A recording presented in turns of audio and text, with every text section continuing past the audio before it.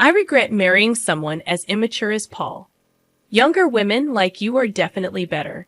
It's embarrassing to be seen with an older woman like you. If only I could turn back time, I'd redo my life. These were the hurtful words my ex-husband Paul uttered a decade ago when we were still together. My name is Jennifer, aged 48. At 33, I tied the knot with Paul, who was 5 years my junior. We met at the hospital where I work as a nurse, and he had just completed his medical internship. Despite the age gap and our differing professional roles, Paul's eagerness to seek my advice and his innocence drew me towards him. Our daily conversations gradually evolved into a romantic relationship. Initially apprehensive about our age difference, I was reassured by Paul's nonchalance towards it. 2 years into our relationship, we exchanged vows. However, after 5 years of marriage, Paul began hurling hurtful remarks, expressing his regret at not marrying a younger woman. He openly flirted with young nurses at the hospital, which I chose to ignore. Until one day, I discovered his infidelity with a former patient, a woman 10 years my junior, already carrying his child. His laughter as he justified his affair pierced me deeply. Unable to tolerate his betrayal, I agreed to a divorce and sought alimony. Naturally, this decision enraged Paul, who believed he should be rewarded for enduring our marriage. His father's indifference to his son's wrongdoing added insult to injury. With Paul adamantly refusing to pay, I reluctantly sought legal assistance. Enduring hurtful remarks during our marriage and facing his infidelity, I refused to back down silently. With the lawyer's guidance, I rightfully received the alimony I deserved. We parted ways, and I began living alone, terminating our shared apartment lease. Paul's departure to a new hospital came with more insults, leaving behind judgmental whispers that plagued me. The constant gossip eventually took a toll on my mental well-being, prompting my decision to leave the hospital after a period of aimless drifting. Realizing my love for both work and physical activity, I actively sought out a new professional environment. Fortunately, a small maternity clinic just 2 stations away from my current residence was hiring nurses. Following the interview, I was immediately welcomed into the team, despite the clinic's minimal staff of both doctors and nurses. The atmosphere felt warm and inviting, conducive to providing excellent care for patients. During one of the clinic's relatively calm days, a pregnant woman, referred from another hospital, arrived for her appointment. Upon hearing her name, which happened to be the same as Paul's affair partner, I couldn't help but wonder if it was just a coincidence. Confirming her husband's name as Paul, a doctor, it became undeniable that she was indeed my ex-husband's current spouse. Despite the unexpected encounter, I hesitated to reveal their connection to anyone else. As days passed, I found myself unable to address the situation. Then, one day, Paul and his wife came in for a checkup. Paul's eyes widened in surprise upon seeing me, clearly not expecting our paths to cross again. Truthfully, I had hoped to avoid such encounters, especially in a setting like this. "What are you doing here?" Paul's accusatory tone made his wife realize who I was. "Wait, is this? Did you come here to harass us?" His words stung, and I struggled to explain that I had been working at the clinic long before knowing of their proximity. Disregarding my explanation, Paul continued his tirade, accusing me of stalking them and causing trouble. Despite being clearly in the wrong, his words drew judgmental stares from those around us, making me feel uncomfortable. Fearing for their safety, Paul's wife feigned distress, insinuating that I posed a threat to her and the baby. With that, the attending physician intervened, urging me to leave the examination room to diffuse the tension. While I understood the necessity of prioritizing the patient's well-being, the encounter left me feeling shaken and unfairly judged. I found myself in a situation I didn't want to be in, feeling utterly miserable. With the details of my divorce now known, something I had hoped to keep private, I became acutely aware of the judgmental glances around me. To add to my discomfort, Paul's wife continued to frequent the hospital, openly criticizing me, despite everyone knowing I wasn't at fault.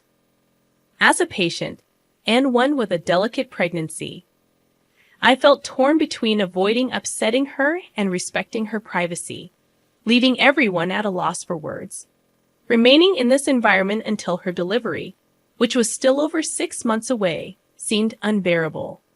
Despite it being a good workplace, I felt compelled to submit my resignation to the hospital. The director's expression hinted at relief, though I hadn't done anything wrong. I couldn't help but wonder why I deserved such treatment. Exhausted by everything, I couldn't bring myself to search for another hospital job, so I returned to my parents' home. My parents welcomed me without saying much. For a while, I struggled to find purpose, feeling guilty just staying at home without contributing. Eventually, I decided to take a part-time job at a nearby supermarket. It was my first time working outside of a hospital, and it felt refreshing, a change of pace. While I loved being a nurse and found it fulfilling, the weight of responsibility in a workplace where lives were at stake was immense. Living away from that environment was beneficial for my mental well-being. I wanted to avoid burdening my parents, so I tried to manage on my own. Looking back, I wished I had returned home sooner. Around 3 years later, while still living with my parents, I received an offer to become a full-time employee at the supermarket. They recognized my hard work, and I was genuinely happy to accept the position. Over the years, I was approached with matchmaking proposals. However, at 45 years old, I had no intention of remarrying. Politely declining, I was surprised when the manager insisted that the potential partner was also divorced, similar to my situation. Despite my initial refusal, the offer lingered in my mind. I agreed to the arranged meeting, considering our mutual maturity. We decided to meet directly, without intermediaries. Upon arriving at the designated restaurant, my matchmaking partner was already there. As I entered, he suddenly stood up, causing his chair to topple over. His face flushed bright red, and despite his embarrassment, I couldn't help but laugh. It felt like a scene straight out of a novel. "I'm Edward. Thank you for coming today," he said, regaining his composure. "Nice to meet you. I'm Jennifer."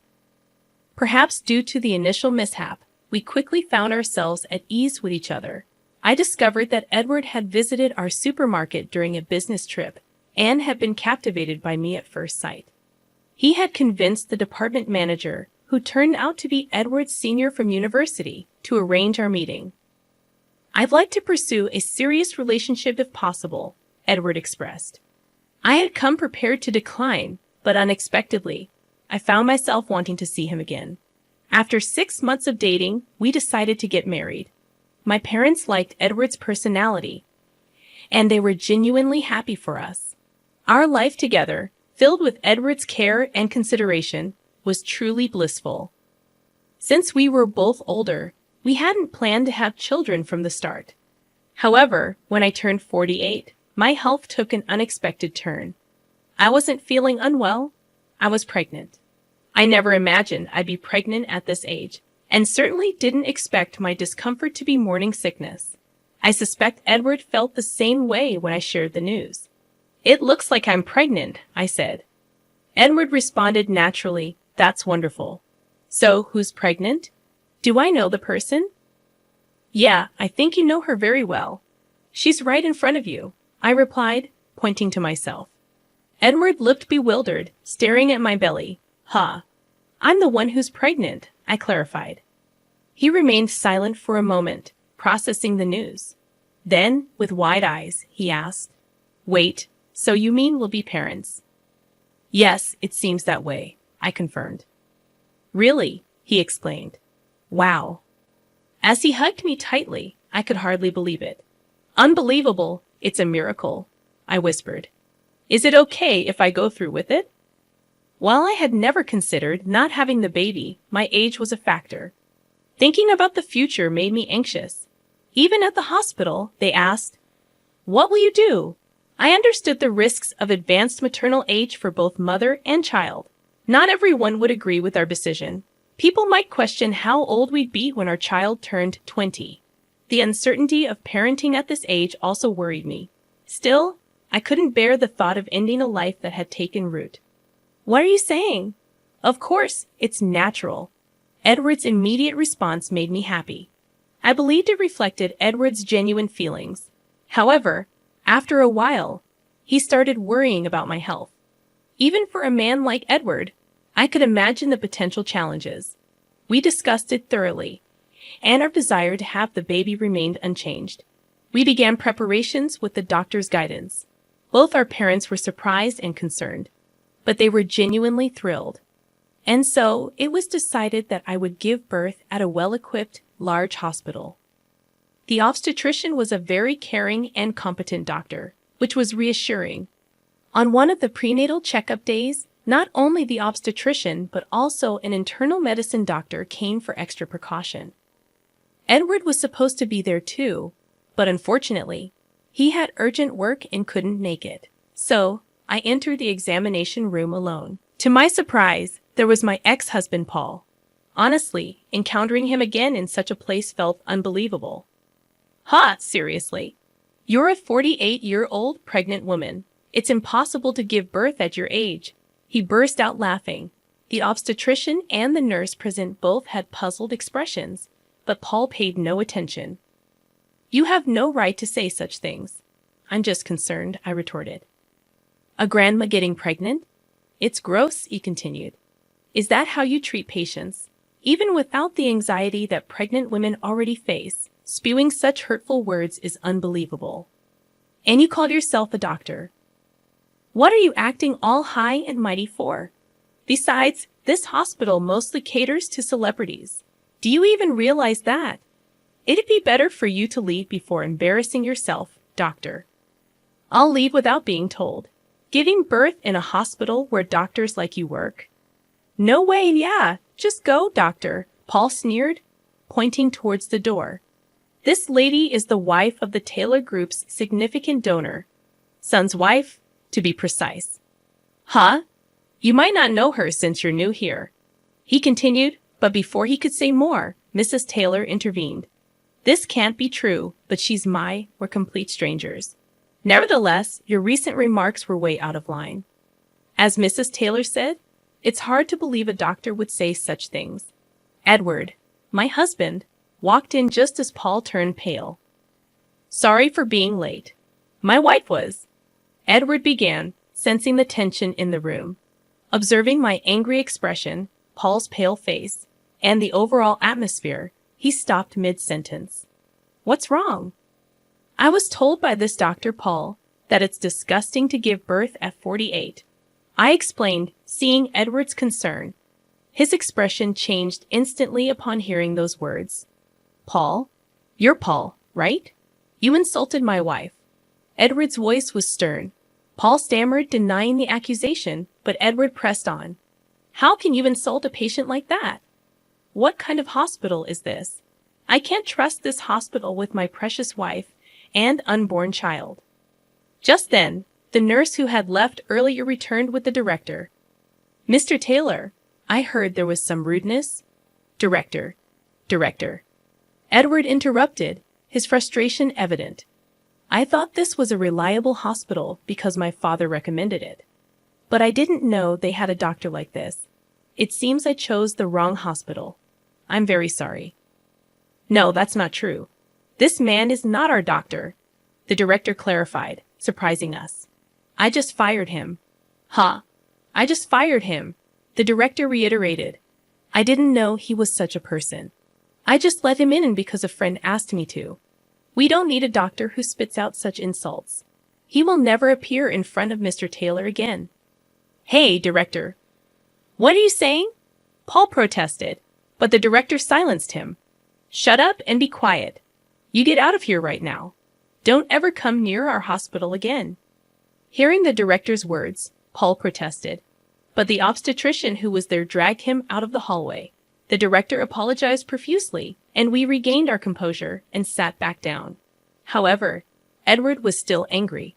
Did you kick him out because my father donated to this hospital?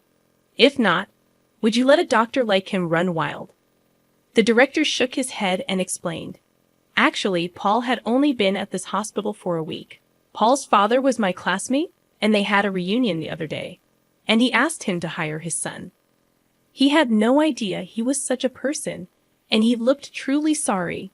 Not all the doctors at this hospital were like Paul. The obstetrician in charge was a very good doctor. If Paul wasn't there, I would want to give birth here, I said, and Edward agreed. Edward's father was the president of a large company with branches all over the country, and he donated part of his profits to medical and welfare facilities. His mother had been seriously ill when she was young and had been taken care of by this hospital, so he donated a lot of money. That's why his father recommended this hospital for my delivery. A few days later, Paul contacted me and begged me to ask the director to hire him back. If you ask for him, maybe he'll reconsider, he pleaded. He had often offended patients with his arrogant attitude and had been hopping from one hospital to another. I couldn't believe he kept making the same mistakes. His father had told him that if he got fired again, he would have no future. But I couldn't help wondering if his father's leniency had made him such a man. Edward was next to me when Paul called. He snatched the phone from me and yelled at Paul, threatening to report him to the police for harassment if he ever contacted me or came near me again. He must have been scared because he never called again. Sometime later, I stopped by a convenience store on my way back from the hospital and saw Paul working there. Apparently, no hospital would hire him anymore. He was crying his eyes out, saying that his wife and child had left him. But I felt no sympathy for him. I just decided to avoid that convenience store.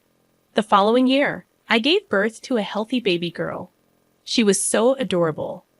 I vowed to raise her with love and responsibility, no matter what.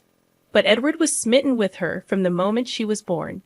He seemed to be a very sweet father, so I had to be careful. How did you like this story? Please subscribe to our channel. See you in the next video.